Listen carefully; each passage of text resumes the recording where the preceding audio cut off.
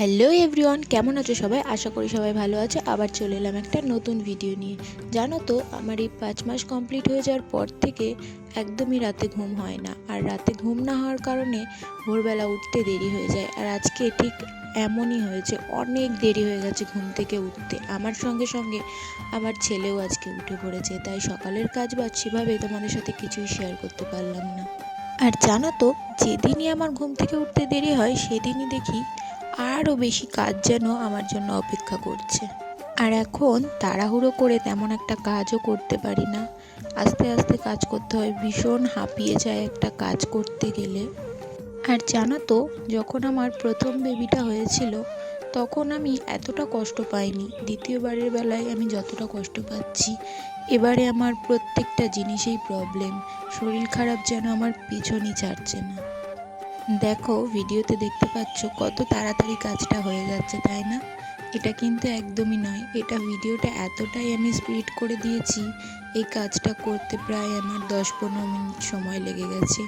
আস্তে আস্তে কাজটা করেছি, একবার বসছি একবার উঠছি তারপরে কাজ করছি। আর যেহেতু অনেকটা বেলা হয়ে গেছে তাই ছেলেটারও খিদে পেয়ে গেছে, তাই ওকে আগে খাইয়ে দাইয়ে নিচ্ছি। তারপরে বাকি যা কাজবাজ আছে আস্তে আস্তে করব। আর কিছুদিন আগেই বললাম না, ছেলেটার জ্বর এসেছিল। জ্বরে তো ওকে অনেকবার গা মুছিয়ে দেওয়া হয়েছে, অনেকবার মাথায় জল দিয়ে দেওয়া হয়েছে। সেই কারণে ওর ঠান্ডাটা লেগে গেছে।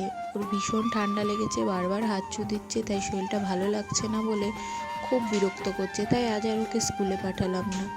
আর যেহেতু ওকে স্কুলে পাঠানো হয়নি, সে তুলনায় আমার কাজটা হয়তো একটু হলেও কমলো। এখন আস্তে আস্তে আমি কাজগুলো করতে পারবো। হ্যাঁ, কাজের মাঝখানে ও একটু জ্বালাতন করবে ঠিকই, কিন্তু তাও স্কুলে পাঠিয়ে আমি ওকে শান্তি পেতাম না। সব সময় ভাবতাম যে কি হচ্ছে, কি করছে, আরও বেশি শরীর খারাপ করছে নাকি। বাড়ি থাকলে তাও চোখের সামনে থাকবে, একটু দেখে শুনে রাখতে পারবো।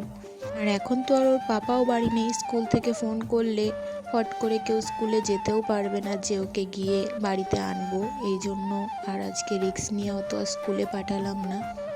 দেখো, মাকে বলেছিলাম বাজার থেকে আমাকে একটু মাছ এনে দিতে, তাই মা আমার জন্য একটু মাছ এনে দিয়েছে। সেই মাছটাই এখন পরিষ্কার করছি। তারপরেই মনে পড়লো, দোকান থেকে তো অনেক জিনিস আনার দরকার। তারপরেই ছেলে আর আমি বেরিয়ে পড়লাম দোকানের উদ্দেশ্যে। দোকানে গিয়ে তো একটার পর একজন এসেই যাচ্ছে, আমি আর নিতেই পারছি না। অনেক কষ্ট করে দোকান থেকে জিনিসপত্র নিয়ে বাড়ি আসছি।